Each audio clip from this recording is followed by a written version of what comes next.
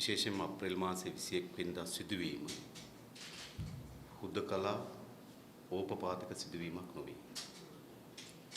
එය ආණ්ඩුවේ අකාර්යක්ෂමතාවය, රටපත් කළ තිබුණු අරාජිකත්වය, රටේ ආරක්ෂාව පිළිබඳව ආණ්ඩුවේ තිබුණු අවම මැදිහත් වීමක් ඒට හේතු සාධක වී තිබෙන බවට දැන් ඉතා හොඳින් පැහැදිලි වී තිබෙනවා. එම සිදුවීම සිදුවී දැන් සතියකට වඩා වැඩි කාලයක් ගත වී තිබුණා. ආණ්ඩුව අසමත් වී තිබෙනවා තාමත් සාමාන්‍ය ජන ජීවිතය සාමාන්‍ය තත්ත්වයට ගෙනෙන්න.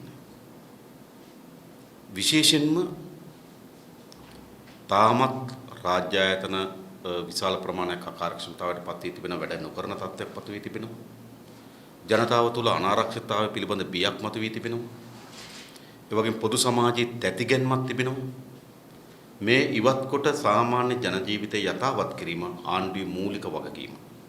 හැබැයි ආණ්ඩුවේම මූලික වගකීම ඉටු කරනවා වෙනුවට නැවතත් සිදු කරමින් තිබෙන්නේ අග්‍රාමාත්‍යවරයා සහ ජනාධිපතිවරයා අතර බලගැටුම ප්‍රදර්ශනය කරමින් තිබෙනවා. විශේෂයෙන්ම මෙවැනි සිදුවීමකින් පසුව වුවත් දෙදෙනා අතර පවත්වා ගත යුතු සම්බන්ධීකරණය, දෙදෙනා අතර පවත්වා ගත යුතු එකඟතාවය, දෙදෙනා අතර සාකච්ඡා විය යුතු පොදු කරුණු ඒ කිසිවක් සාකච්ඡාවට බඳුන් නොවි රට පිළිබඳ තීරණ ගන්න හුදකලා ලෙස ජනාධිපතිවරයාත් අග්‍රාමාත්‍යවරයාත් විටක එකිනෙකාට එරෙහිවත් විටක එකිනෙකාට පරස්පරවත් කටයුතු කරමින් තිබෙන බව පෙන්වු කරමින් තිබෙනවා. ඒ නිසා යලි මේ පාලනය ඔප්පු කරමින් තිබෙන්නේ තමන්ගේ ගැටලු ජනාධිපතිවරයාට නැවත ජනාධිපති පුටුවේ වාඩි වීම සඳහා තියෙන සිහිනය, රනිල් වික්‍රමසිංහට මෙතෙක් ළඟා වීමට නොහැකි වූ ජනාධිපති පුටුවේ වාඩි වීම සඳහා තිබෙන සිහිනය වෙනුවෙන් කටයුතු කරනව හැරුණකොට මේ රටේ මේ ජාතික ආපදා ස්වභාවය, අනාරක්ෂිත ස්වභාවය, අස්ථාවර ස්වභාවය වෙනස් කිරීම සඳහා පොදු මැදිහත් වීමක් නොකරන බව තමයි දැන් පෙන්눔 කරමින් තිබෙන්නේ. ඒ වගේම අපි දැක්කා මේ ප්‍රශ්න වලින් පසුව විශාල ආందోලනයට තුඩු දෙන කරුණු ගණනාවක් ජනාධිපතිවරයා සහ අග්‍රාමාත්‍යවරයා ප්‍රකාශයට පත් කොට තිබෙනවා. විශේෂයෙන් මෙම මුස්ලිම් අන්තවාදී උමතු මිලේච්ඡ මතයක් සමාජ තුළ දීර්ඝ කාලයක් තිස්සේ සමාජගත කරමින් තිබිලා තිබෙන මුස්ලිම් සමාජය. ඒ වගේම ඒ සඳහා පිහිටවන ලද සංවිධාන මේ ප්‍රහාරය දක්වා ඔවුන් ඉතාමත් ප්‍රසිද්ධියේ වැඩකටයුතු කර බව දැන් ඔප්පු වී තිබෙනවා. අවුරුදු 10කට 12කට ඈත අතීතයේ සිටම මෙම සංවිධාන මතු පිටතලයේ කටයුතු කරමින් තිබෙනවා. අග්‍රාමාත්‍යවරයා පසුගියදා ජාත්‍යන්තර නාලිකාවකට ප්‍රකාශ කරලා තිබුණා එවැනි සංවිධාන රට තුළ ක්‍රියාත්මක වෙමින් තිබෙන බව ඔහු දන්නා බවත් ඒවා තහනම් කිරීමට හෝ ඒට එරෙහිව ක්‍රියාත්මක කිරීම සඳහා ඔහුට නීති ප්‍රතිපාදන නොමැති බවත් ඔහු ජාත්‍යන්තර මාධ්‍ය නාලිකාවකට ප්‍රකාශ කරා.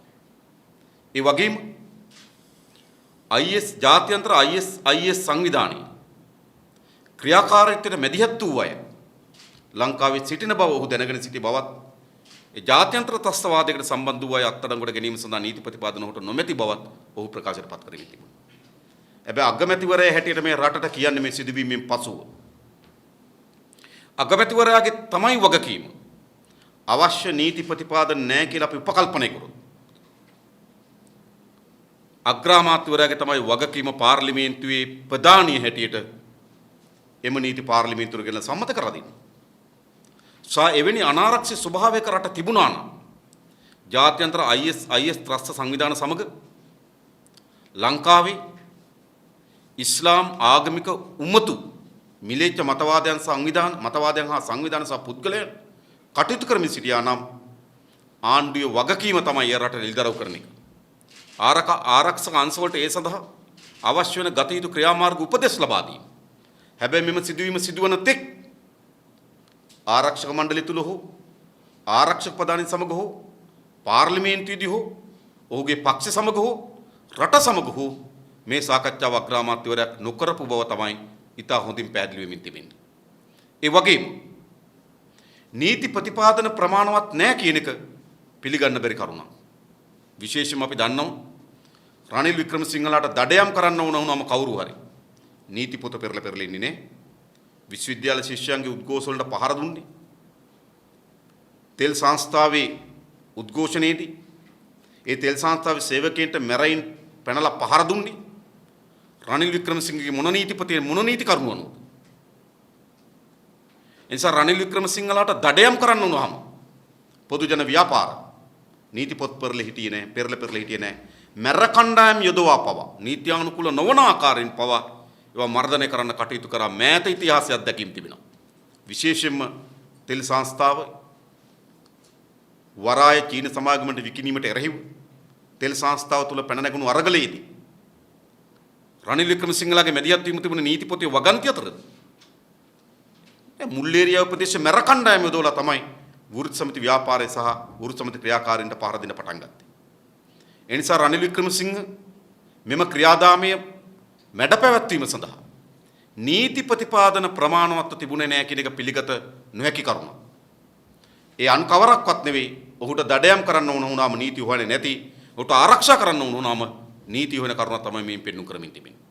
ඒ නිසා සිදුවීමට පෙර සිදුවීමෙන් පසු අග්‍රාමාත්‍යවරයා හැටියට රනිල් වික්‍රමසිංහ මේ පෙන්වුම් කරමින් තිබෙන්නේ තමන්ගේ නොහැකියාව, තමන්ගේ අසාර්ථකභාවය, රට පිළිබඳව, රටේ ජනතාව පිළිබඳව තමන්ගේ තිබෙන වගකීමේ ස්වභාවය තමයි මේ පෙන්වුම් කරමින් තිබෙන්නේ. ඒ වගේම රනිල් වික්‍රමසිංහට හා සමාන ලෙසම ජනාධිපතිවරයාගේ හැසිරීම පවා පෙන්වුම් කරමින් තිබෙන්නේ එය. ඔහු ජනාධිපතිවරයා හැටියට ලැජ්ජා වී යුතු තිබෙනවා. ඔහු කියනවා මෙම ප්‍රහාරය ඔහු දැනගනු ලැබුවේ සමාජ ජාල හරහා කියලා. එහෙනම් ඒකෙම පෙන්වුම් කරන්නේ කුමක්ද? ඔහුට යටින් කිසිදු සංවිධාන යාන්ත්‍රයක් නොමැති බවද? නමුත් බුද්ධ්‍යංශය තබෙන්නේ ඔහු සතු වෙනවා. ආරක්ෂක අමාත්‍යාංශය පවතින ඔහු සතු වෙනවා. පොලිස් දෙපාර්තමේන්තුව සතු පවතින ඔහු සතු වෙනවා. ඒ වගේම විශාල ජනාධිපති කාර්ය මණ්ඩලයක් නඩත්තු කරනවා නම් අයවැය ලේඛන විශාල මුදලක් ජනාධිපතිවරයා වෙනුවෙන් වැය කරනවා නම් ජනාධිපතිවරයා කියනවා නම් මම මේ සිදුවීම දකින්නේ සමාජ ජාල හරහා කියලා එයින් පෙන්වුම් කරන්නේ මේ රටට ජනාධිපතිවරයා වග කියන්න තියෙන බැඳීමේ ස්වභාවය. සමහර විට සමහර නිලධාරීන් හිතන්නේ නැති මොහොත කියලා පළක් නැහැ කියලා එනවා. මොකද පොලිස්පතිවරයා ආරම්භයේදීම කතා කරන්න ඕන ජනාධිපතිවරයාට. ආරක්ෂක ලේකම්වරයා දැනුම් දෙන්න ඕන ජනාධිපතිවරයාට. බුද්ධ්‍යංශ ප්‍රධානීන් සාකච්ඡා කළ යුතු වන ජනාධිපතිවරයාට. ඔවුන් මෙම සිදුවීම ජනාධිපතිවරයාට වාර්තා කරන්නේ නැහැ කියලා ජනාධිපතිවරයාම කියනවා නම් ජනාධිපතිවරයා තීරුම් ගත යුතු තිබෙනවා තමන්ගේ යටතේ ඉන්න නිලධාරී තමන්ට වගක යුතු නිලධාරීන්ගේ තමන් පිළිබඳ ඔළුවේ හැදිලා තියෙන චිත්‍රය කුමක්ද කියලා. නම් මොහුට කිය යුතු නැහැ කියන මොහුට කියවීම පළක් නැහැ කියන චිත්‍රයක් තමයි එනම් ගොඩ නැගිලා තිබෙන්නේ. මේ මුකුත් නෙවෙයි ජනාධිපතිවරයා මේ කරමින් තිබෙන්නේ. තමන්ට මේ සිදුවීමෙන් සිදුවී තිබෙන දේශපාලන හානිය ඔහුට මෙම වගකීමෙන් මිදෙන්න බැරි ස්වභාවයක් සමාජයේදී සාධාරණ කර ගැනීම වෙනුවෙන් තමයි මෙවැනි වගකීම් විරහිත ප්‍රකාශ සිදු කරමින් තිබෙන්නේ. ඒ විතරක් නෙවෙයි. ඔහු පසුගියදා ජාතිය අමතලා කර ප්‍රකාශයේදී ප්‍රකාශ කරා පැය 24ක් ඇතුළත වේගවත් ලෙස ආරක්ෂක අංශය ප්‍රතිසංවිධානය කරන බව. මෙම තත්ත්වයට මුහුණ දීමට සමත් වෙන පරිදි ආරක්ෂක ප්‍රතිසංවිධානය කරන බව. මොකද කර ප්‍රතිසංවිධානය? ජනාධිපතිවරයාම කියනවා තමන්ගේ බේරීමට හෝ මේට වගකිය යුත්තේ පොලිස්පතිවරයා කියලා. මාධ්‍ය අවස්ථා ගණනාවකදී වාර්තා කරලා තිබුණා ජනාධිපතිවරයා විසින් පොලිස්පතිවරයාට ඉල්ලා අස්වෙන්නේ කියලා නියෝග ලබා දී තිබෙන බව. හැබැයි ජනාධිපතිත් පුටුවේ ඉන්නවා පොලිස්පතිත් ඒ පුටුවේම ඉන්නවා. එනම ජනාධිපතිවරයන් ඇති ඵලය කුමක්ද? ඒ වගේම ආරක්ෂක ශාස්ත්‍රය ප්‍රතිසංවිධානය කරනවා කියලා කරලා තියෙන එකම දේ පැය ගණනාවක් ඇදලා ආරක්ෂක ලේකම්වරයා ඉවත් කිරීම පමණයි. එහෙනම් මේ මුළු වගකීමම ආරක්ෂක ලේකම්වරයාට පැවරීමද ජනාධිපතිවරයාගේ කාර්යබවට පත් වී තිබෙනවා. ඒ නිසා ජනාධිපතිවරයාගේ අග්‍රාමාත්‍යවරයා අද ඉතාම හොඳින් පෙන්눔 කරමින් තිබෙනවා රටේ ජාතික ආරක්ෂාව පිළිබඳවත් රටේ ජනතාවගේ ආරක්ෂාව පිළිබඳවත් ඔවුන්ට තිබෙන වගකීම ඉටු කරන්න අසමත් වී තිබෙන බව. ඒ නිසා ඔවුන් අද එක පොරේක ඉන්නේ. යලි යලි තමන්ගේ දේශපාලන ව්‍යාපෘති ජනාධිපතිපති වාඩි වීම සඳහා දරන ප්‍රයත්නය නැවත නැවත සාර්ථක උත්සාහ නැවත එම පුටිය වාඩි වීම සඳහා දරන ප්‍රයත්නය තමයි මේ හරහා පෙන්눔 කරමින් තිබෙන්නේ. විශේෂයෙන්ම අග්‍රාමාත්‍යවරයා, ජනාධිපතිවරයා, පොලිස්පතිවරයා තමන්ගේ පුටුව රැක ගැනීම සඳහා තරඟ වදිනකොට ජනතාව තාමත් අනාරක්ෂිත තැතිගැන්මේ ස්වභාවයෙන් තාමත් පෙළෙනවා පොදු සමාජයේ. එනිසා ආණ්ඩුවේ ප්‍රධාන වගකීම මෙම තත්ත්වෙන් රට මුදවා ගැනීම සඳහා මැදිහත් වීම. අපි නැවත ආණ්ඩුවට අවධාරණය කරන්නේ මෙම තත්ත්වෙ දිගටම ඇදෙන්න දෙන්න එපායි. වහාම ජනතාවගේ ජන ජීවිතය යථා තත්ත්වයට පත් කිරීම සඳහා මැදිහත් විය යුතුයි. ඒ අතර මෙම සිදුවීම දේශපාලන කණ්ඩායම් විශේෂම බටහිර රාජ්‍යයන් තමන්ගේ න්‍යාය පත්‍රයට අනුව දැන් පෙළගස්සමින් තිබෙනවා. ආණ්ඩුවට මෙම සිදුවීමත් එක්ක දේශපාලන න්‍යාය පත්‍රයක් තිබෙනවා. විශේෂම ආණ්ඩුවේ පාර්ශ්වයන් දෙකට. ඒ දේශපාලන න්‍යාය පත්‍රය තමයි අපකීර්තියටපත් වූ අප්‍රසාදයටපත් වූ පාලනය යලි තහවුරු කර ගැනීම සඳහා මෙම සිද්ධි උපයෝග කරගන්නේ කොහොමද කියන ප්‍රයත්නයක අග්‍රාමාත්‍යවරයා ජනාධිපතිවරයාත් ඉන්නවා. ඒ වගේම බලයෙන් ගිලිහුණු කණ්ඩායම් ඔවුන්ට දේශපාලනික වශයෙන් සටන් පාට සියල්ල අහිමි වී තිබෙන වෙලාවක වංචා දූෂණ පිළිබඳව, ප්‍රජාතන්ත්‍රවාදය පිළිබඳව, යහපත් ආණ්ඩුකරණයක් පිළිබඳව, ජාතික සමගිය පිළිබඳව, ශක්තිමත් විදේශ ප්‍රතිපත්තියක් පිළිබඳව, ආර්ථික සංවර්ධනයක් පිළිබඳව කිසිදු සටන් පාටයක් අහිමි වී තිබෙන වෙලාවක ඔවුන් උත්සාහ කරමින් තිබෙනවා මෙම සිදුවීම පදනම් කරගෙන තමන්ගේ මුළු දේශපාලන ව්‍යාපෘතිය දියත් කරන්න.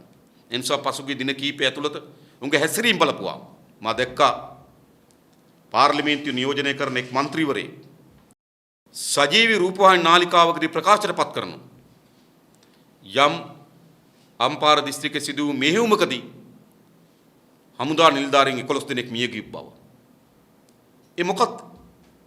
ඒ ඔවුන්ගේ දේශපාලනය, ඔවුන්ගේ ප්‍රාර්ථනය, ඔවුන්ගේ වමනාව අන්කවරක්වත් නෙවෙයි. ඔවුන් කැමති හමුදා නිලධාරීන් විශාල ප්‍රමාණයක් මිය යන ප්‍රමාණයට, පොලිස් නිලධාරීන් මිය යන ප්‍රමාණයට, ජනතාව මිය යන ප්‍රමාණයට තමන්ගේ දේශපාලන න්‍යාය පත්‍රය දියත් කරගත හැකි කියලා ඉතාම භයානක දේශපාලන අරමුණක් වුන්ට තිබෙනවා. භයානක දේශපාලන සිතුවිල්ලක් වුන්ට තිබෙනවා. ඒ සිතුවිල්ල තමයි වුන් ප්‍රකාශයට පත් කරන්නේ සජීවී රූපවාහිනී නාලිකාවකදී හමුදා සොල්දාදුවන් 11 දෙනෙක් මිය ගිය බව. මම දැනගන්න කැමතියි එම දේශපාලන කඳවුරු පිළිබඳ ගත තීරණය කුමක්ද? ආණ්ඩුව සමාජ මාධ්‍ය ජාල ඇතුළේ යම් විකෘති කරන ලද ප්‍රවෘත්තියක් නිර්මාණය වුණා නම් ඔවුන් හඹාගෙන ගොස් අත්අඩංගුවට ගන්න උත්සාහ කරනවා. හැබැයි සජීවී රූපවාහිනී නාලිකාවකදී මෙවැනි ප්‍රකාශයක් කරලා තිබියදී ආණ්ඩුව කිසිදු ක්‍රියාමාර්ගයක් ගන්නෙ නැත්තේ ඇයි? ආණ්ඩුවටත් ඕන එවැනි තත්ත්වයක් නිර්මාණය කරලා සමාජයේ බිය ගන්නලා මෙතෙක් අසාර්ථක වූ සියලුදී ආණ්ඩුවකට සියල්ල අසාර්ථක වී තිබෙන වෙලාවක මේකෙන් ගොඩ ඒම සඳහා දරන උත්සාහයක් තිබෙනවා. ඒ නිසා ආණ්ඩුවට මෙම ප්‍රශ්නයේදී දේශපාලන උත්සාහයක් තිබෙනවා. ඒ වගේම බලය අහිමි වූ කණ්ඩායමට දේශපාලන උත්සාහයක් තිබෙනවා. ඒ වගේම අපි දන්නවා IS සංවිධානය නිර්මාණය කිරීමේ සිටම ලෝක ත්‍රස්තවාදය නිර්මාණය කිරීමේ සිටම බටහිර රාජ්‍යයන්ගේ දේශපාලන ආර්ථික උවමනාවන් මේ පිටපත් සැඟවී තිබෙනවා. විශේෂයෙන්ම ඇෆ්ගනිස්තානයේ සෝවියට් පාලනයට එරෙහිව මුජාහිදීන් ගරිල්ලා ව්‍යාපාරයේ ගොඩනැගුවේ ඇමරිකන් එක්සත් ජනපදයේ මැදිහත් වෙලා. ඒ තමයි අවසානයේ අල් කයිඩා වැනි දැවැන්ත ජාත්‍යන්තර ත්‍රස්ත සංවිධානයක් දක්වා වර්ධනය වුණේ. ඒ වගේම සිරියාවේ නීත්‍යානුකූලව බලයට පත් කරගන්න ලද පාලනය පෙරලා හැරීම වෙනුවෙන් තමයි ISIS සංවිධානයට අවියායුධ උපදෙස් තොරතුරු ලබා දුන්නේ එක්සත් ජනපදයේ. ඒවා ඉතාමත් ජාත්‍යන්තර වශයෙන් තහවුරු තොරතුරු බවට මේවා පත් වී තිබෙනවා. එනිසා උන්ට ලෝකේ තමන්ගේ මු දේශපාලන ආර්ථික ආරක්ෂක න්‍යාය පත්‍රයක් තිබෙනවා. දැන් මෙම සිදුවීම හරහා මොකද සිදු කරමින් තිබෙන්නේ?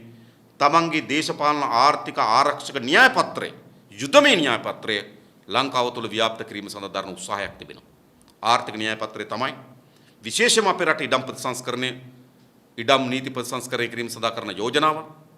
ඒ වගේම පසුගිය කාලේ පුරාවටම සාකච්ඡාවෙන් බවට පත් වෙමින් තිබෙන ඇමරිකන් එක්සත් ජනපදයේ සහ ශ්‍රී ලංකා රාජ්‍ය අතර ආරක්ෂක ගිවිසුමක් පිළිබඳව 1997 අත්සන් කළ ආරක්ෂක ගිවිසුම චන්ද්‍රිකාගේ පාලනයේදී යලි දීර්ඝ කරන්න එය නැවත සංශෝධනය කොට දීර්ඝ කිරීම සඳහා යෝජනාවන් ඇතුළත් වී තිබුණා.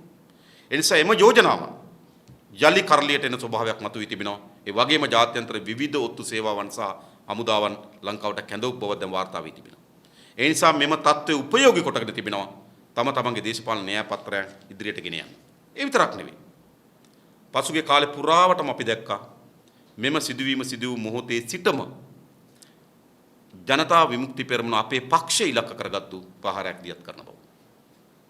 විශේෂයෙන්ම සමාජ මාධ්‍ය ජාලවල අපි ඒ තරම් ගණන් ගන්නේ නැහැ. මොකද ඒවා සමාජ මාධ්‍ය ජාලවල තියෙන වටිනාකම එම මාධ්‍ය ජාලවල හසුරුවන්නන්ගින්ම ඔප්පු වී තිබෙනවා. එය මොනතරම් අසාර්ථක ව්‍යාපෘතියක්ද කියන එක. ඒ පිළිබඳ තිබෙන වගකීම් විරහිත භාවයක් මතුවී තිබෙනවා. විශේෂයෙන් මා සහ කැනඩාවේ සොයුරගේ ඡායාරූපයක් පළ කරලා මා දැක්ක ප්‍රවෘත්තියක් පළ කරලා තිබුණා. ඔහු තමයි මරාගෙන මරන බෝම්බකරු කියලා. ඔහු වීඩියෝ එකක් නිකුත් කරලා තිබුණා. ඒ කවුද කියන එක පිළිබඳව. ඒ වගේ මා දැක්කා ඊයේ මේ දවස් කිහිපයකට පෙර නැවත ත්‍රිකුණාමල දිස්ත්‍රික්කයේ මුස්ලිම් සහෝදරෙක් සමා ඡායාරූපයක් දාලා ඔහු තමයි මරාගෙන මරන බෝම්බකරුවා කියලා. ඒ නිසා එවැනි කිසිදු හරයක් නැති වටිනාකම් නැති ප්‍රවෘත්ති නිර්මාණය කරමින් තිබෙනවා සමාජ ජාලා වෙබ් අඩවිවල Facebook වල. ඔහු පොලිසියට පැමිණිල්ලක් දාලා තිබෙනවා ත්‍රිකුණාමලයේදී. ඒ නිසා ඉතා පැහැදිලි. අපි ඒවා කිසිසේත්ම බැරෑරුම් සලකන්නේ නැහැ. මොකද සමාජ ජාලා මාධ්‍ය වෙත තිබුණු වටිනාකම සහයි බලය එහි ක්‍රියාකාරීත්වය විසින්ම එහි වටිනාකම වගකීම් බව අද අහෝසි කරගෙන තිබෙනවා. ඒ නිසා අපි ඒවට විශාල ලෙස කලබල වෙන්නේ නැහැ. හැබැයි මේ ඉරිදා පුවත්පතක වාර්තාකරණයක් පිළිබඳ අපි යම් සැලකිල්ලකට භාජනය කරනවා. මේ පුවත්පත අරුණ කියන පුවත්පත. එතකොට එවැනි පුවත්පතක් රටේ පළ කරන බව මා හිතන්නේ ඉතා කුඩා ප්‍රමාණයක් තමයි දන්නේ. පුවත්පත් අයිතිකරුවන්ට පුළුවන් නම් පුවත්පතේ වියදම හා ඔවුන්ගේ ආදායම පෙන්눔 කරන්න පුළුවන් නම් මොනතරම් මුදල් ප්‍රමාණයක් මේ පුවත්පත පවත්වාගෙන යාමේ යොදවනවාද කියන එක හොයාගන්න පුළුවන්. පුවත්පතේ වියදනු එහි ආදායම අභියෝග කරන මෙයට පුළුවන් නම් රට එළිදරව් කරන්න. එවැනි මිලියන ගණන් වියදම් කරමින් සතිපතා මේ මාධ්‍ය ආයතන පවත්වාගෙන යන්නේ ඇයි? මේ මාධ්‍ය ආයතන දේශපාලන අරමුණක් තිබෙනවා. මෙහි අයිතිකරුවා දිලිත් ජයවීර. ඔහුම කියන පරිදි ගාල්ලේ සිට රුපියල් 500ක් අරගෙන කොළඹට ඇවිල්ලා මහා ධනවතෙක් බවට පත් වී තිබෙනවා. මහා සමාගම් හිමිකරුවෙක් බවට පත් වී තිබෙනවා. මාධ්‍ය ජාලයක හිමිකරුවෙක් බවට පත් වී තිබෙනවා. ඔබ හිතනවාද දශකයකට ආසන්න කාලයක් ඇතුළත රුපියල් 500ක් අරගෙන කොළඹ ඇවිල්ලා එවැනි මහා දැවැන්ත සමාගම් හිමිකරුවෙක් හෝ එවැනි මහා දැවැන්ත මාධ්‍ය ජාල හිමිකරුවෙක් බවට පත් විය හැකිද? පිරිසුදු ආදායම් මාර්ග වලින් දේශපාලන සබඳතා නොමැතිව අපේ රට එවැනි ව්‍යාපාර වර්ධනය කළ හැකිද? පසුගිය දශකයේ අපේ රටේ පාලනය දෙස බලපුවාම ව්‍යාපාර දියත් කළ හැකිව තිබුණේ. කොටස් වෙනද පොලේ සෙල්ලම් දාන්න පුළුවන්කම තිබුණේ. දේශපාලන හස්තයන්ගේ තිබෙන සහාය මත පමණයි. ඒ නිසා දේශපාලන මැදිහත් වීම සහ හස්තයන්ගේ සහායක් නැතුව දෙවන්ත සමාගම් සහ මාධ්‍ය ජාලයන්ගේ හිමිකරුවන් බවට පත් වෙන්න බැරි බව ඒ ඉතිහාසයේ ඕනෑමටත් වඩා වැඩියෙන් සාක්ෂි දරමින් තිබෙනවා. සාමෙහි ප්‍රධාන කතුරුවරයා කවුද? මේ ප්‍රධාන කතුරුවරයා තමයි හිටපු ජනාධිපතිවරයා. ජනාධිපතිවරයාගේ කාලයේදී ජනාධිපතිවරයාගේ හිටපු ජනාධිපති මහින්ද රාජපක්ෂ මහත්මයා ජනාධිපති ධූරය දරන කාලේ ඔහුගේ මුද්‍රිත මාධ්‍ය පිළිබඳ අධ්‍යක්ෂකවරයා මහින්ද එලිපෙරුම්. ඔහුට රස්සාව නැති වී තිබෙනවා. ඔහුට වරප්‍රසාද අහිමි වී තිබෙනවා.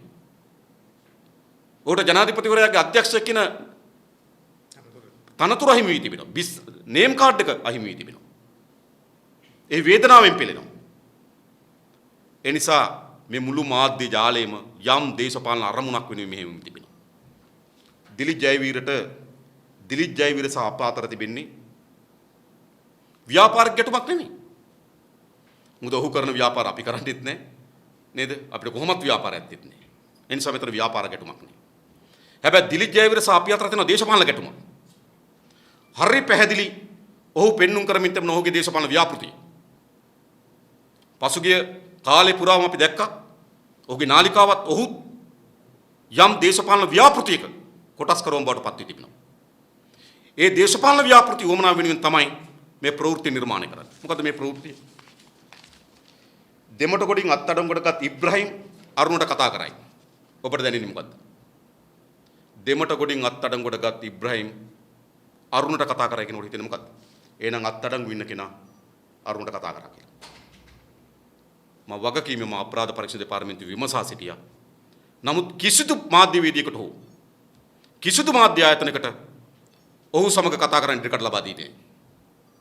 ඔබ දැක්කනම් දෙරණ නාලිකාව පසුගිය දින කීපයේ දින 3-4ක් පුරාවටම මේ දැන්වීමක් හැටියට ප්‍රකාශයට පත් කරා. ඒ දැන්වීම කුමක්ද? දෙමට ගොඩින් අත්අඩංගුවටගත් ඉබ්‍රහීම් අරුණට කතා කරයි කියලා. මේ ජනතාව නොමග යවන ජනතාවට බොරු පතුරන මාධ්‍ය බවට පත් වී තිබුණා. ඒතර ඒ දෙරණ නාලිකාවේ දැන්වීමක් හැටියට ගියා. ඊට පස්සේ පුවත්පතක් හැටියට නම් මොකද්ද? දෙමට ගොඩින් අත්අඩංගුවටගත් ඉබ්‍රහීම් අරුණට කතා කරා. ජයිපිට අතදිග හැර වියදම් කළ ඉබ්‍රහීම්. අපි අභියෝග කරනවා. අපිට මුදල් ලැබුණේ කොහටද? මුදල් දැම්මේ කොහටද? කොහෙද අතදිග හැර වියදම් කරේ? කරුණාකර මේ එළිදරව් කරන්න. මම කියනවා අරුණ පත්‍රයට යන වියදම් සහ අරුණ පත්‍රයේ ආදායම රට ඉදිරිපත් කරන්න. ඊටු සල්ලි කොහෙන්ද යොදවන්නේ කියලා රට පැහැදිලි කරන්න. අපි දෙරණ නාලිකාවටත් රනිල් වික්‍රමසිංහ පාර්ලිමේන්තුවේ තර්ජනය කරනකොට ඒක වෙනුවෙන් පෙනී හිටියා අපි. මත තබ ගන්න. රටේ මාධ්‍යවේදීන් ඝාතනය කරනකොට, මාධ්‍ය ආයතන වලට බෝම්බ ගහනකොට, මාධ්‍යවේදීන් අතපය කඩනකොට ඒ මාධ්‍යවේදීන් වෙනුවෙන් පෙනී හිටියා අපි. හැබැයි මාධ්‍ය ආයතන වල තියෙන වගකීමක් තියෙන බව මාධ්‍ය ආයතන තේරුම් ගත යුතු තිබෙනවා. ඒ විතරක් නෙවෙයි. ඊට පස්සේ කියන මොකද්ද? බෝම්බ පහරට පෙර සතියේ පුතාගේ ගිනුම ඉබ්‍රහීම් ගිනුම මිලියන දහස් ගණනක්. මේකෙන් කියන්නේ මොකද්ද? අත්අඩංගුවට ගත්ත ඉබ්‍රහීම් ජයපිට අතදිග හැර වියදම් කරනවා. මිලියන දහස් ගණන් බැංකු වලින් නිදහස් කරලා තිබෙනවා. ඒවා ජයපිට ආවා කියන එක මේ කියන්න හදන්නේ. මොකද්ද මේ දේශපාලන අරමුණු තිබෙන්නේ? ඒ නිසා අද මේ මන් දන්න පත්‍ර කීයක් කලවිනෝද කියලා. සමහර අය මේ දෙරණ යනකොට මේ ඉබ්‍රහීම් අරුණට කතා කරයි කියලා මගෙන් ඇහුවා මේ අනුරට කතා කරාද කියලා. මොකද එහෙම පත්‍රයක් තියෙන බව දන්නේ නැහැ. හොඳයි. ඉතින් කට්ටිය දානවා මේක දැන්වීමක් හැටියට දානවා. ඊට පස්සේ පත්‍රේ නම් ඊට පස්සේ පත්‍ර කියවනකොට උදේ ඔබේ කියවන ආකාරය දිහා බලන්න. මේක රස කර තලු මරමර සමාජයට වැරදි චිත්‍රයක් නිර්මාණය කරනවා. ඒ නිසා මේ මුළුමනින්ම දිලිත් ජයවීරත් මහින්ද ඉලේපෙරම තමන් නියෝජනය කරන දේශපාලන ව්‍යාපෘති වමනාවක් හැටියට තමයි මේ ඉදිරිපත් කළා තිබෙන්නේ. ඒ නිසා මෙම ආයතනය ඔහු සතු දෙරණ නාලිකාව තිබෙනවා. ඔහු සතු දෙරණ ගුවන්විදුලිය තිබෙනවා. ඔහු සතුව මුද්‍රිත මාධ්‍ය තිබෙන ඉංග්‍රීසි සාද සිංහල මේ මාධ්‍ය ජාලය ඔහුට ඔහුගේ දේශපාලන ව්‍යාපෘතිය වෙනුවෙන් යොදාගත අපිට ප්‍රශ්නයක් නැහැ. හැබැයි අපි ඔහුට අවධාරණය කරනවා. තමන්ගේ දේශපාලන ව්‍යාපෘතිය වෙනුවෙන් තමන්ට අහිමි වන ව්‍යාපාර බලයෙන් යලි අත්පත් කර ගැනීම වෙනුවෙන් තමන්ගේ ධනය උපයා ගැනීම වෙනුවෙන් යලි දේශපාලන ව්‍යාපෘතියකට අවතීර්ණ වීම වෙනුවෙන් ජනතා විමුක්ති පෙරමුණට අවලාද ගන්න සූදානම් වෙන්න එපා කියන පණිවිඩය දිලිත් ජයවීරටයි මහින්ද ඉලේපෙරමුණට අපි දෙනවා. මොකද මහින්ද ඉලේපෙරමුණට තියෙන වේදනාවක් තියෙන බව අපි දන්නවා. ඔහුට තිබුණු සියලු වරප්‍රසාද අහිමි වී තිබෙනවා. ඔහු ජනාධිපතිවරයාගේ ජනාධිපති කාර්යාලය අරගෙන හිටියේ මුද්‍රිත මාධ්‍ය අධ්‍යක්ෂකවරයා හැටියට. ඒ සියලු තනතුරු අහිමි වී තිබෙනවා. ඒ නිසා මේ වේදනාව ජනතා විමුක්ති පෙරමුණ පිටින් යවන්න මේ වෙලාවේ අවස්ථාවාදී ලෙස කටයුතු කරමින් තිබෙනවා. ඒ නිසා මේ මාධ්‍ය නාලිකාවේ මේ ක්‍රියාදාමයට එරෙහිව දීර්ඝ කාලයක් තිස්සේ අපි විමර්ශනයක හිටියා. ඔවුන්ගේ මාධ්‍ය භාවිතාවන් පිළිබඳ. ඒ මාධ්‍ය භාවිතාවේ තිබෙන ඉතාමත් කැත අවලාද පන්නේ අසත්‍ය පන්නේ භූමිකාවට තමයි මේ ඊයේ පුවත්පතේ පණ පෙව්වේ. දෙරණ නාලිකාවත් ඒ වගේම ඔහුගේ පුවත්පතත් ඔවුනුත් මේ අවලාද අසත්‍ය ප්‍රචාරයේ උච්චතම අවස්ථාව තමයි මේ ඊයේ ප්‍රකාශයට පත් කළා තිබෙන්නේ. ඒ නිසා ඔවුන්ගේ හැසිරීම පිළිබඳව අපේ විරෝධයත් අපේ හෙලා දැකීමක් අපි මේ වෙලාවේ ප්‍රකාශයට පත් කරනවා. ඒ වගේම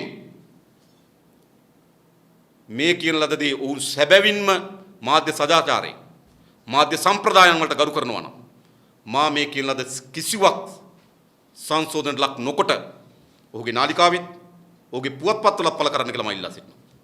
මේ කියන ලද හැම වාක්‍යයක් පිළිබඳව වගකීම අපේ පක්ෂ ගන්න නිසා. ඔවුන්ගේ අවලාද කියලා නෑ අපි. අසත්‍ය තොරතුරු කියලා නෑ අපි. ඒ නිසා මේ සියල්ල ඔහුගේ නාලිකාව විකාශනය කරන්න. ඔහුගේ පුවත්පතේ වාර්තා කරන්න. අපි ජනතාව ගාවට මේ ප්‍රශ්නේ. මොකද සමහර අපි දන්න මාධ්‍ය සම්ප්‍රදාය තමයි එහෙම එකක් ලියුණාම ඊළඟ ඉරිදා පත්‍රයක නිවැරදි කරලා දාන එක. ඔබනේ සාමාන්‍ය දේ. හැබැයි මේ සතිය ඇතුළත ගොඩනගෙන මතය මොකද්ද වෙන්නේ? මේ සතිය ඇතුළත ගොඩනගෙන මතයට ඒකෙන් පිළිතුරක් ලැබෙන්නේ නැහැ. ඒ නිසා තමයි අපේ පක්ෂ කල්පනා කරේ මේ සතිය ඇතුළත ගොඩනගෙන මේ අසත්‍ය අවලාද කරුණු වලට පිළිතුරු ලබා දීම අපේ වගකීම. ඔවුන්ට ලියන්න වාර්තා කරන්න අයිතිය තියෙනවා වගේම අපි ඉතා පැහැදිලිව තේරුම් ගන්නවා ඔවුන්ගේ වාර්තාකරණේ ඔවුන්ගේ තොරතුරු සැපීමේ අසත්‍යභාවයක් තිබෙනවා නම් අවලාදභාවයක් තිබෙනවා නම් ඒක නිවැරදි කිරීමේ අයිතියත් අපිට තිබෙන බව පිළිගන්න දේශපාලන ව්‍යාපාරය.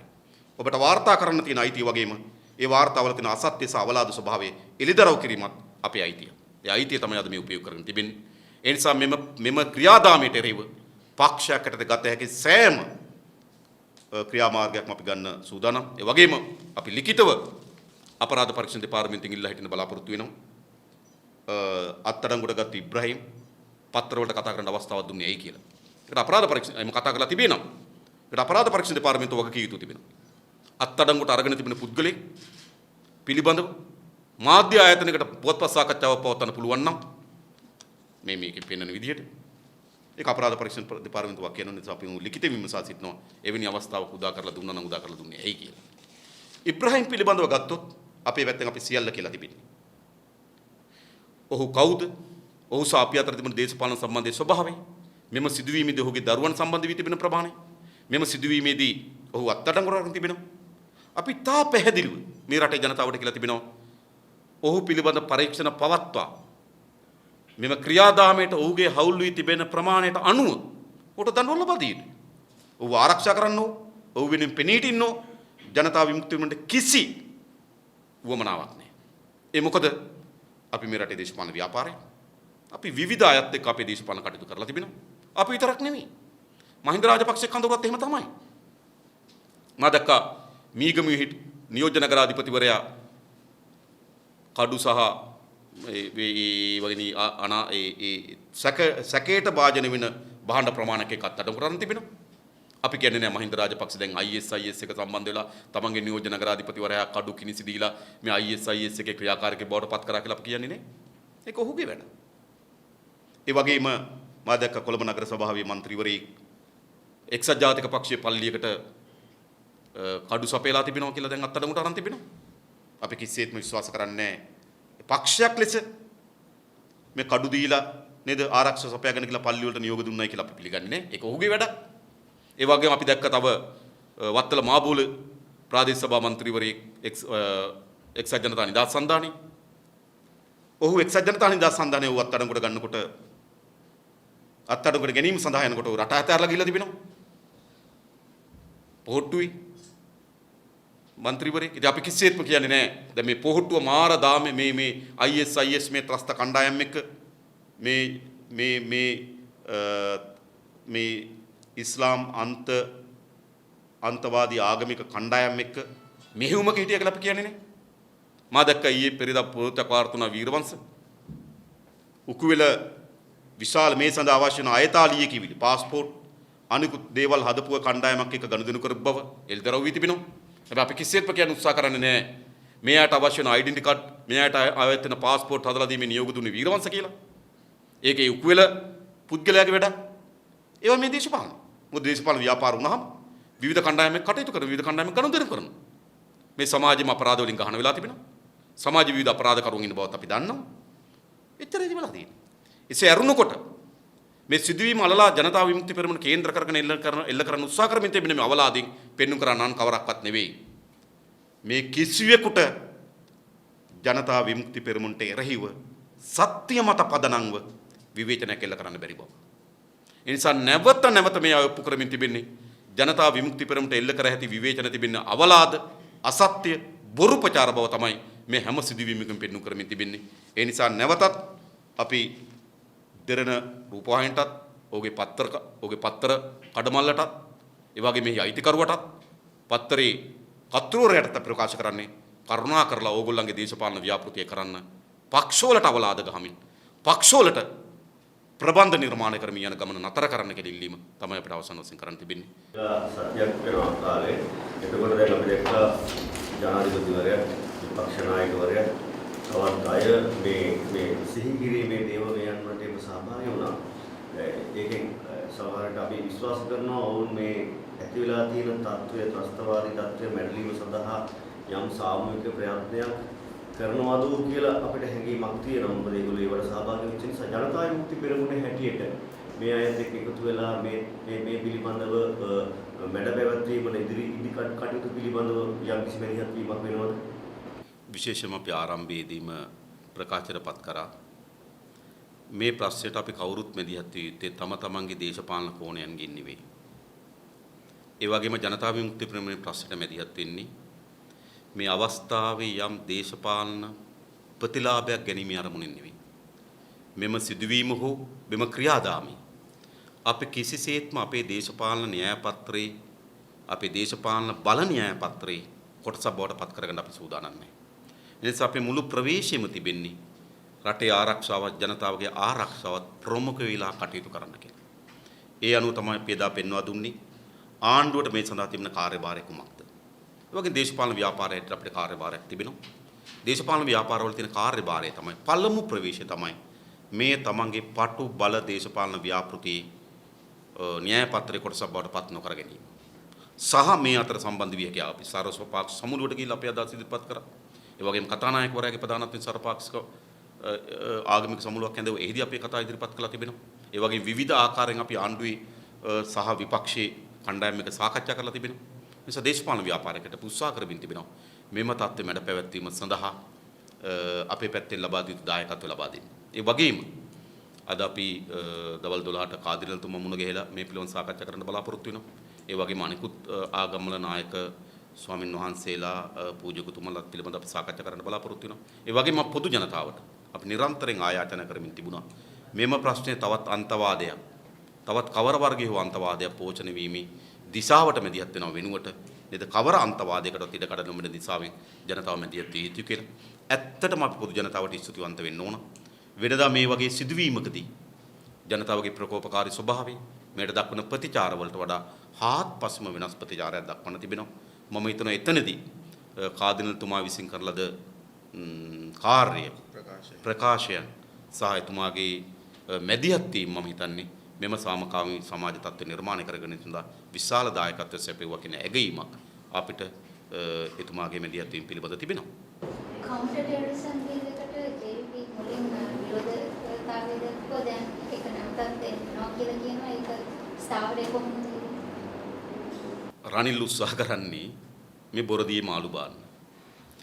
ප්‍රතිතස්ත පනත අපේ රටේ ඇති වෙන ත්‍රස්තවාදයක් පිළිබඳව හෝ මෙවැනි ආගමික අන්තවාදයන් පරාජයට පත් කිරීම සඳහා අවශ්‍ය වගන්ති ඇතුළත් වෙලා තිබෙනවා වෙනුවට කර තිබෙන දේ තමයි දේශපාලන ව්‍යාපාරات වෘත්තීය සමිතිත් පොදු මහජන ව්‍යාපාරات මැඩ පැවැත්වීම සඳහා තමයි එහි කටයුතු කරමින් තිබෙන්නේ. ඒ නිසා රනිල් වික්‍රමසිංහ මේ උත්සාහ කරමින් තිබෙන්නේ මේ ඇතුලේ Tamanට අවශ්‍ය වෙන ශක්තිමත් මර්ධන නීති සම්මත කරගන්න. අපි විශ්වාස කරනවා අපේ රටේ මෙවැනි ව්‍යාපාරයක් මැඩ පැවැත්වීමට සඳහා ප්‍රමාණවත් වෙන නීති අපේ රටේ සකස් වෙලා තිබෙනවා. ඒ නිසා රනිල් වික්‍රමසිංහ උත්සාහ කරන්නේ මේ තත්ත්වය උපයෝග කරගෙන Taman තව තවත් ශක්තිමත් මර්ධන ජනතා මර්ධන නීති සම්මත කර ගැනීම සඳහා උත්සාහයක් මම හිතන්නේ ඒකට ඉඩ නොදී යුතුයි මෙම අවස්ථාව උපයෝග කරගෙන ඒ සඳහා යන්න.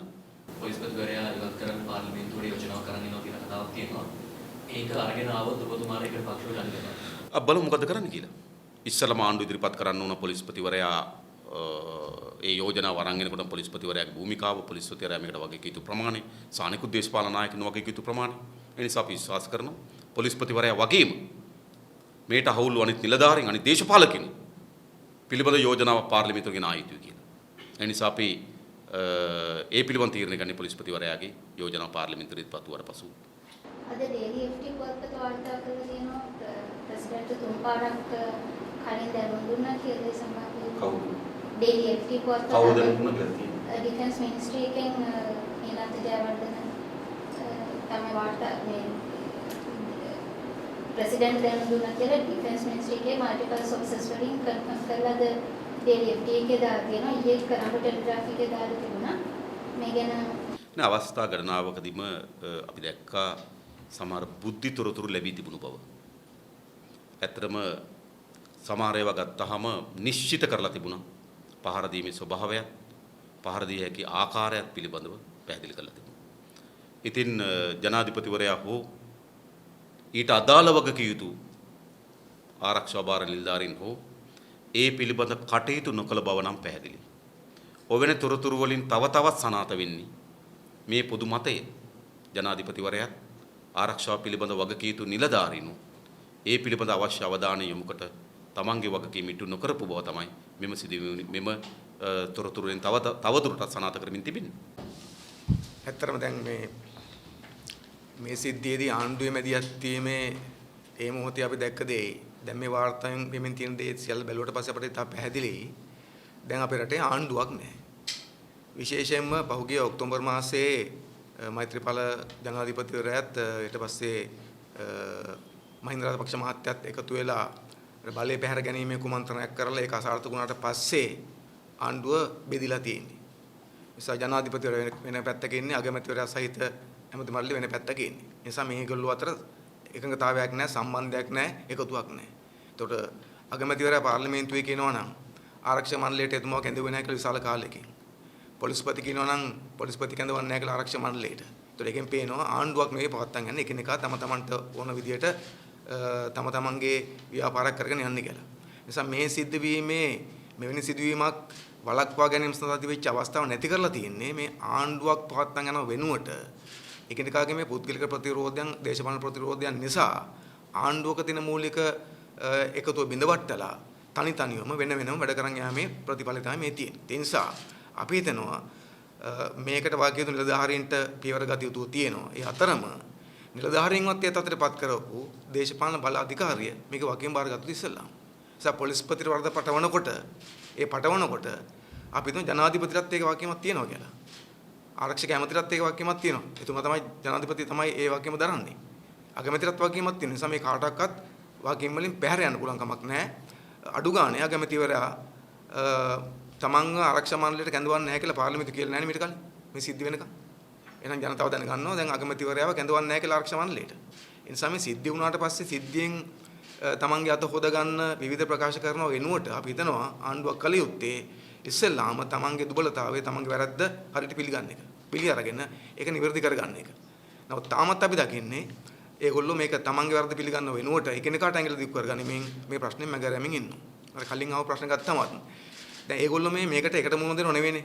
අර කාදිනතුමා තියපු දේව මේකට කට්ටිය ඇවිල්ලා හිටියාම ඒකෙන් කියන්නේ මේ එකතු වෙලා දැන් මේකට මුහුණ දෙන්න ලෑස්ති කියලා. ඒගොල්ලෝ ආණ්ඩුව විපක්ෂයේ මේ ප්‍රධාන කණ්ඩායම් කැමරා ඉස්සරහා තමයි මේ ඔක්කොම සංදර්ශන දාන්නේ. රූපවාහිනී කැමරා ඉස්සරහා එක දේශපාලනයකෝයි ඇතුළේ ඇත්තට වෙන දේශපාලනයක දෙකක් තියෙන ඒගොල්ලන්ට. එසේ ඇතුළේ තියෙන වෙන දේශපාලනය, ඇතුළේ තියෙන බල දේශපාලනය, ප්‍රතිවිරෝධය, එකිනෙකාට එරෙහිව බෙලි කපා ගැනීම. හැබැයි රූපවාහිනී කැමරා ඉස්සරහා කවුරුත් එකා වගේ පෙන්නලා රංගපෑමක් කරනවා මේක අපි ඔක්කොම මුන්දලා පෙරගමු කියලා. නමුත් ඒක නෙමෙයි ඇත්තටම සිද්ධ වෙන්නේ. ඒත් දැන් අපි හිතන්නේ තමයි ඇත්තට උනේ ඒක. රූපවාහිනී කැමරා ඉස්සරහා රංගපාන වෙනුවට මේ වෙලාවේ අපේ රටේ හැමදේනම මේ ව්‍යසනයට මුහුණ දෙන්නත් මෙවැනි තත්ත්වයක් නැවත එන එක වළක්වන්නත් එකට ඉඳලා කටයුතු කරන්න ඕනකම තියෙනවා. ඒ නිසා අපි අවධාරණය කරන්නේ මේ නිසා මේ සිද්ධිය එකිනෙකාගේ දේශපාලන අරමුණු වෙනුවෙන් පාවිච්චි කරගන්නව වෙනුවට බොරදියේ මාළු බාන්න පාවිච්චි කරගන්නව වෙනුවට ඒක පොඩ්ඩක් පැත්තක තියලා මනුෂ්‍යත්වයේ නාමයෙන් පැත්තක තියලා මනුස්සය හැටියට මේ සිද්ධියෙන් විපතටපත් වෙච්ච අයට සහන දෙන්නත් අනිත් පැත්තෙන් ගත්තා මෙවැනි සිද්ධි නැවත ඇති වෙන එක වළක්වන්නත් එකට වැඩ කරන්න ඕනකමක් තියෙනවා. ඉතින් ජනතාව විමුක්තිය අපි හැමතිස්සෙම කියන්නේ තමයි අපිට ආණ්ඩුවත් එක්ක ප්‍රශ්න තියෙනවා මහින්ද රාජපක්ෂ මහත්තයා කණ්ඩායමත් එක්ක දේශපාලන ප්‍රශ්න තියෙනවා මොකක් තිබ්බත් මේ සිද්ධියදී අපි මෙවැනි සිද්ධියක් නැවත ඇතිවීම වැළැක්වීම සඳහා අපේ පැත්තෙන් කරන්න පුළුවන් උපරිම කාර්යභාරය කරන්න අපි ලෑස්ති.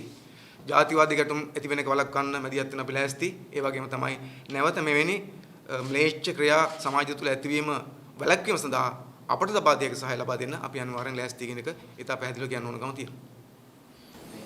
අනුරාධපුරේ මට මම ඔබතුමාගේ අහපු ප්‍රශ්නෙට මට ඔව් නෑ කියන උත්තර දෙකකින් මට එකක් දෙන්න ඔබතුමා පොලිස්පති ඉවත් කරන යෝජනාවක් ආවොත් පාර්ලිමේන්තුවට ඔබතුමාලා ඒකට පක්ෂව ඡන්ද දෙනවද නැද්ද? ඔව් නැද්ද?